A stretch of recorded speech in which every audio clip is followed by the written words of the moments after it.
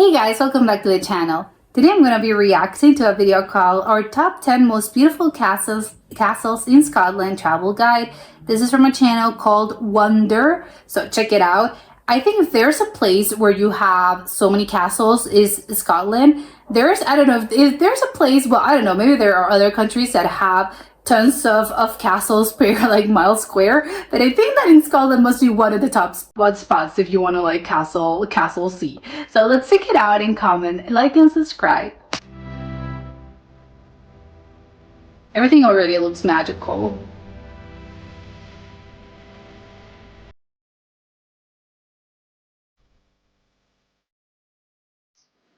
Welcome to Wonder.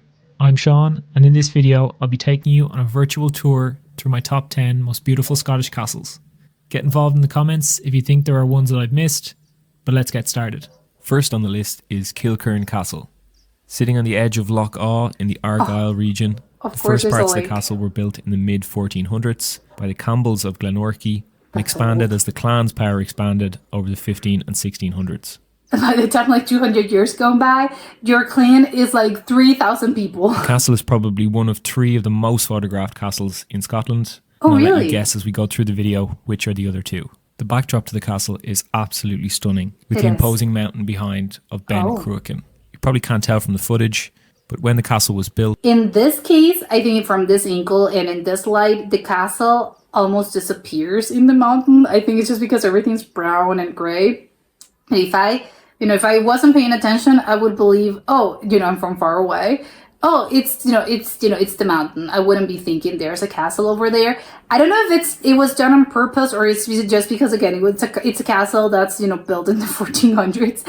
So it's incredibly old at this point. But I don't know if it was always like this, but I would assume it was good for camouflaging purposes. And if someone, another clan or someone wanted to invade you, then they were just passing by the nearby mountains. And it was sort of hidden in everything in the landscape. So they were probably like, oh, there's nothing here. Let's move on. The lake level was much higher and actually formed an island around the castle. The castle was abandoned in the 1760s after being badly damaged by lightning.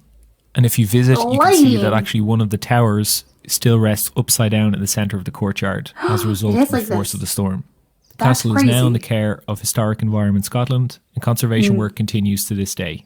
Before you plan... Oh, but I don't know, maybe I should... Well, obviously they're conserving it and in order for the thing not to completely fall apart, but I would just kind of leave it as it is. I like how charming it looks. Make sure you check online and see whether the castle is open for visitors on the dates that you're planning. Can you actually go inside of it? Next up is Dunvegan Castle, on the Isle of Skye in the far northwest of the country.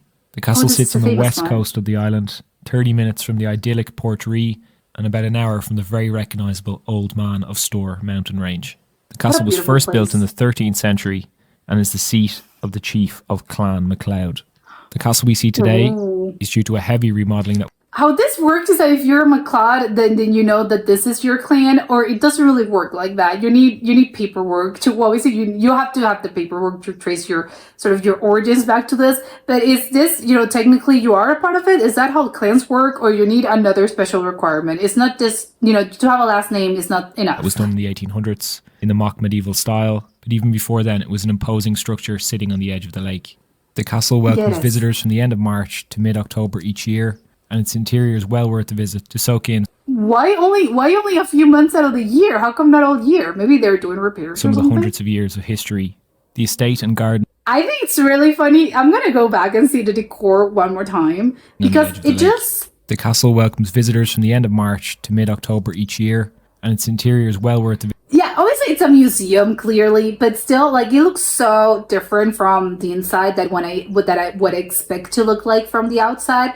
It just, the interior doesn't really match the outside in a way. It just looks very different from what I was expecting. But I think I was expecting an actual castle, like a medieval castle, and not this. Obviously, this has been remodeled. To soak in some of the hundreds of years of history. It's pretty, but it's a museum, and gardens basically. Are now a hub for tourists. You can stay in holiday cottages or a campsite nearby.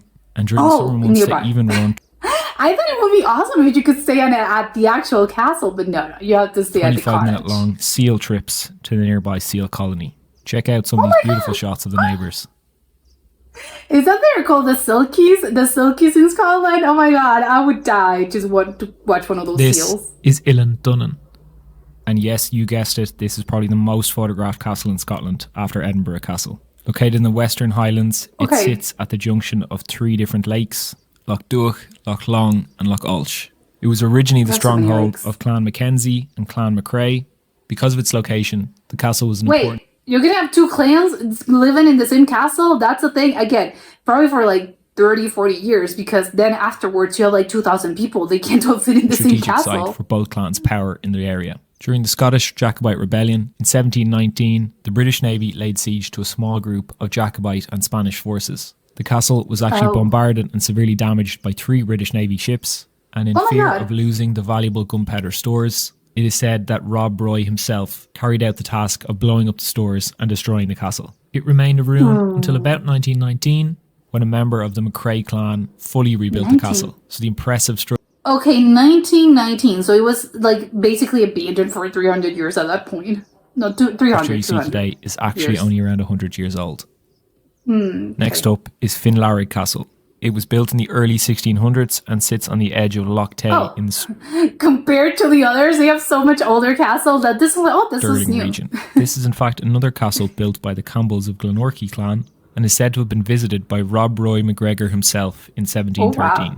The Campbell chief who actually built the castle was known as Black Duncan Campbell, who was the laird at the time and was known for his The liking of laird. castles, having built at least another 3, including Kilkern Castle.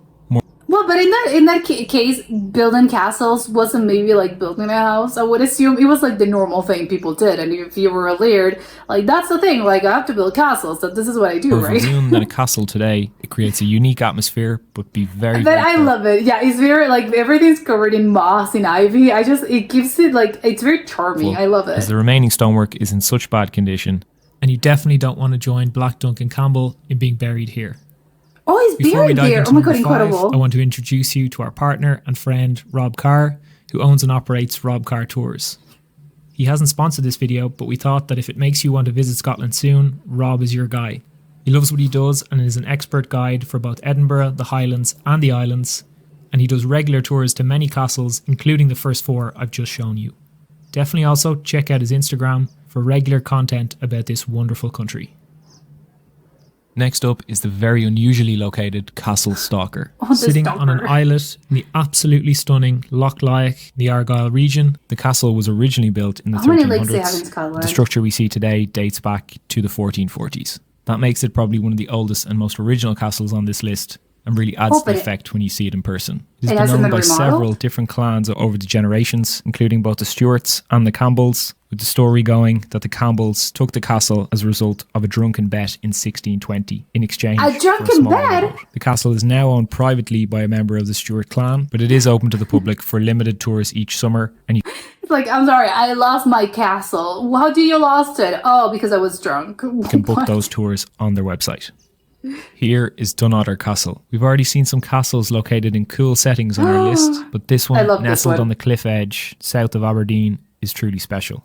The remaining buildings the in the cliff. castle complex date from about the 15th and 16th centuries. Historical writings and other evidence It's a huge stronghold. Like I'm seeing the murals. I'm seeing like everything's suggest enclosed. that it was an early Christian site as far back as 400 AD with the arrival of Saint Ninian to Scotland. Dunotter's Oh my claim to God. fame is as the hiding place of the honours of Scotland, the Scottish crown jewels, in 1651 when they were hidden in Oh. sacks of wool to prevent the invading Oliver Cromwell and his English armies. They're from not taking there possession. now. Dunotter Castle is open to the public daily. The only thing to keep in mind is that it's about a 300-metre walk from the car park. Yeah, I was just about to ask, how do I get there exactly? Because this looks quite, what on earth? Well, at least there's a fence, I'm not falling over, but what? And then there are over 200 concrete steps to get Okay, let's go back. How many miles? from taking possession. Dunotter Castle is open to the public daily. The only thing to keep in mind is that it's about a 300-metre walk from the car park, and Okay, but 300 meters, that's not a then there lot. are over 200 concrete steps to 200 steps, that's, okay, it's gonna take you like 10 minutes, get it's up fine. to the complex itself. Next up is It's worth Glamis it. Castle. This one is Oh, in our this one list looks as much fancy. for its looks as for its incredible history. Located in the Looks region super of fancy. Angus and house of the Lyon family since the 14th century, it is best known as being the castle of Macbeth in the Shakespeare play, as well as having a deep Ooh. connection to the current British royal family, being the childhood home of the Queen Mother and the birthplace Oh. of Princess Margaret. It is even That's why it looks so and fancy. played host to a visit get by it now. Mary, Queen of Scots. You can take a guided tour around the castle, and the surrounding gardens are also worth the visit. It also hosts regular events, festivals, and even a local Highland Games. Next up What are the is Highland Midhope Games? Castle, and what it lacks in physical size, it makes up for in cult popularity. If you're an Outlander fan, this is the first castle on your list when visiting Scotland. In the TV series, Midhope Castle is known as Lallybroch. Oh, It it's is the the home same. place of the title character, Yes. Jamie Fraser. Oh my God. Located Okay, so if this is your house, I was about to say it's small for a castle, but yeah, I mean, like if this is your house, well, you have a very huge close house. to Edinburgh city centre, so it's perfect for a day trip, and there are many Outlander tours you can choose from. Midhope Castle is actually part of the wider Hoptoun estate, and the castle What on itself earth? dates back to the 15th century. Wait, so it's a part? It's the same state? How large is the state? It must be huge. It's bigger than some Fortunately, towns. unlike the TV show, the inside of the castle is derelict, so a visit might not be as important to you if you're not a huge Outlander fan.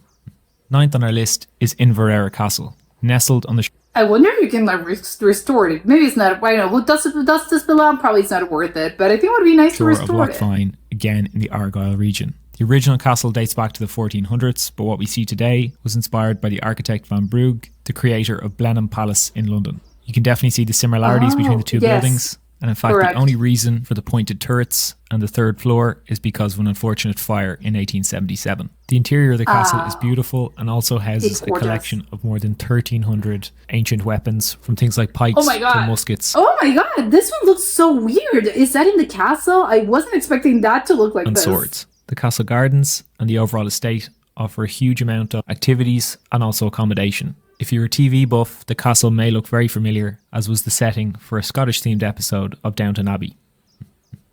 We couldn't do a top 10 of Scottish castles A lot of these things are used for like movies and stuff. without mentioning the couldn't one see. and only Edinburgh Castle. Perched on an extinct volcano high above the city centre and the grassmarket Volcano? areas, the castle is God. probably Edinburgh and Scotland's most popular tourist attraction. So let me share because this some is facts you Edinburgh. may not know about the castle itself. It is actually the most attacked place in the United Kingdom's history. Historians have recorded 23 attempts to take the castle, starting from 1296. Well, I thought it was like 100.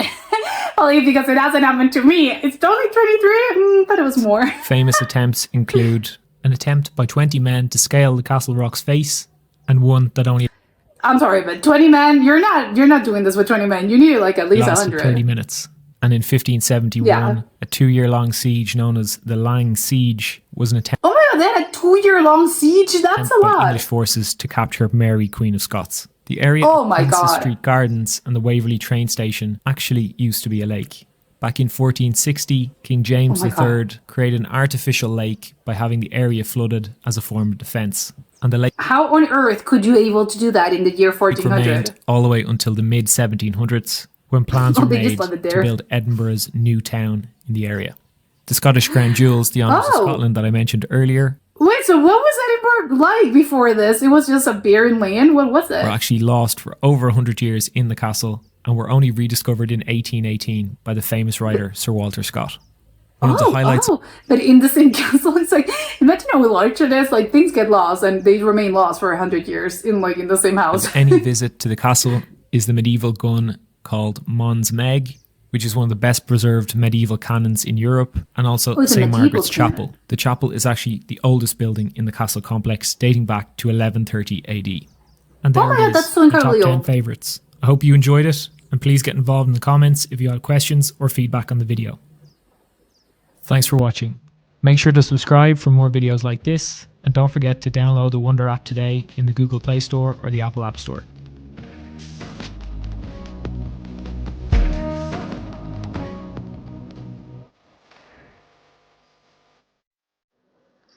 Okay, this was incredible. I want to go visit the 10 castles. I think there's so many to choose from. I have two favorite ones. Well, a couple of favorite ones. To me, again, it's very personal. Like he mentioned, it was just like his top list. I would absolutely visit. Well, first of all, it's the one that with the 300 steps. It was like the Dunatar Castle. You've already I seen would that absolutely castle. go and visit that one. I love the fact that it's in a cliff. I love how isolated it is. There's basically like there's nothing there. I would love to live there. I would. Is it for sale? Obviously, I couldn't really afford a castle, but still, I would. This would be my dream. I don't know. Well, I don't know. It's maybe not a dream. So you need to take care. How is it? Like wish. Take care what you wish for. Wish for. That's the thing. Not necessarily. I don't know if I would love to live there. I would attempt to. I don't know. It's just like a beautiful looking place. I think you can just go down again in my fantasies, in my dream. You would have like you would live in this castle, and you can go down. Like I would build a bunch of stairs if they aren't built, but probably you can't really build a couple of stairs there. And you would just my point is that you would walk down, to the cliff, walk down the cliff. And then you see a little sort of, is it a beach? It's not necessarily the beach. It's sort of like the ocean. I would like, I don't know, let's call it a beach, the coastline. I would just build a bunch of stairs and I would go and I would, spend my time there in the beach. I think it's just like a beautiful, beautiful place. It's very magical. It just looks very, I don't know, it looks fantastical. I love it. So maybe like I know obviously the insides are not really like, I don't know, and you wouldn't obviously destroy this to build a house. But again, since we're fantasizing things are never going to become, things are never will come to pass. Again, in my fantasies, we love to live there. It's a beautiful looking place. So at least I would have to conform with at least just visiting. I would definitely put that one on the top of my list. The other is the one that is like completely run down. I love how lovely it looks. It's the one called with the guy that's buried there. It's called, let's see. It's like the Finland castle. I like how, because it's not necessarily Fingleri castle. So it's just not necessarily like how impressive it is, because I think obviously on this list they have a lot of them that look very impressive. But in this case, I think it's just like, it's very charming. I think I love how sort of covered by nature it is. It's been sort of overrun by nature in some ways. And I love the idea. It's just ruins at this point, and I understand that. So maybe it's not why people. It's probably one of the more popular ones, because people are just like, this is a ruin. Like if I wanted to see a castle, this wouldn't be specifically like what I would go to. But because, personally, this is what I would go and visit. Just because I love the idea of being surrounded. It's sort of like you're there and you're walking in the trees and everything's covered in bushes and trees, moss. Everything's covered in so much nature. It's one of those things where it looks very, I don't know, apocalyptic in a way. It's sort of, if we were, and I think there's some comfort in this as well, which is, if we're getting a little, philosophical with it, what happens when there's no humans? I think there's some recomforting thing about just knowing that a lot of the infrastructures that we built and, basically all societies, to put it to a point. Now, what would happen if humans cease to exist tomorrow? Like, there's still going to be life. Like, nature will overrun things eventually. And I just think it gives it this sort of, I don't know, this charming quality to things of, yes, there's a little bit of a charm and beauty in this, of knowing that this was once a great thing that humans built, and it was incredible. I have no doubt. And wow, what an amazing feat. But then, if we live this planet tomorrow, there's not everything's lost. Like, there's still going to be, like, nature will remain. I think nature overruns everything, leave things enough, alone up to a certain extent, and nature will find a way. And I think that's also, you can compare nature and plants and life basically will grow. So it will grow from the ruins. It would grow, it's going to grow either way. You don't really need anyone else to actually make it, to make this. It's just going to happen. So again, it's quite nice, I think, and quite, there's beauty in knowing that, life will find a way. And places like this also are like a stark reminder of, like, no matter how, like, impressive things that we built are, and we as humans, we are very, like, we have to pat ourselves on the back because, yes, we built incredible things. However, when you look at it like this, it's also a reminder of how, I don't know if short is the right word, but I think how inconsequential we all are, like, human life. And, again, because we can be, 1 minute we're here, the next minute, who knows? So, we're not going to be here forever, but, nature and life, they're going to find a way. And we are very, again, no matter how impressive things are, everything's going to end at some point. Which, again, it's kind of like there's a beauty in this, and I like this castle because it's really a reminder of this. And the other, I think, well, those are my two favorite ones, absolutely. But I like the other, the ones that they look like, the ones that looks very like the one with the royalty, that belonged to like the royal family. Well, it didn't belong to the royal family. It was like the childhood home of the Queen Mother or something.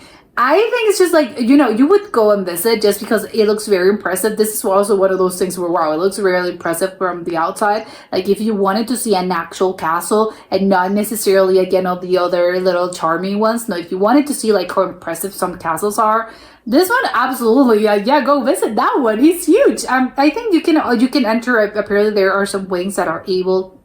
Are available for visitors, but I want to see how it looks like. And also, I think one of the things and this goes for the other castle, that it was a little bit of a museum as well, which I would also go visit, because it's not necessarily like I want to check out the museum because it looks very interesting. I want to learn more, like the history of it and all. But it's just surprising to me how they look, how different all those castles look like from the outside. I can't explain it, but I think maybe it's just, and maybe this is a little bit, well, of course it's not going to be like this. Because I look at all those castles and they're of course, they're either like well maintained, some of them are a little bit in better shape than others, which of course, understandably so. It's been like 500 years. But my point is that when you go inside of it, I'm expecting something, and it's just like a little contrast, because I think my brain expects the inside of these castles to look like an actual medieval castle, because you're seeing the outside and you're like, oh, again, everything's very, there's like, it's a moth and I don't know, there's like people, there's a lot of metal and everything's made out of stone and it's cold and drafty. It's not, of course it's not that. They have electricity. It's all been restored. All the rooms are in incredible shape. And again, it just looks like a normal museum. But it's quite funny because, again, if you're seeing it from the outside, it's kind of, I expect everything to look like an actual, like I travel back in time and there's a medieval castle here and everything's, oh my God, everything's like the stones are just stones. They don't have paint or anything. But it's like, no, everything's been restored. And I think, obviously, I would assume that all these other castles are the same. They don't specifically, they look like medieval castles. But, on one part, I kind of, on one side, I like this. And yes, because it's, they're been restored and you can learn a lot from the history and all of that. But at the same time, I don't know if some of them are like this, but I would love an actual castle that looks, that the inside looks exactly like how you would expect to look basically from the outside, which is all medieval. I get it's been, you would have to like restored it, I guess. Well, no, basically it's not a restoration. Probably would be just your imagination that you're using. I don't know how you would go around doing this, but I would love an actual castle, that at least some rooms that look how a castle back in those days would have looked like. I guess we have the records. We probably could, we could maybe, recreate something like this. So I would love that. I don't know if some of these castles, this is the case, and they build the insides to, with that in mind, as yes, let's do it as close as we can to, how it would have been, back in the 1300s, in the 1400s. But I love the idea of just like, yes, you walk around, it's like, oh my God, did I step back in time? Everything looks quite medieval and everything just looks like that.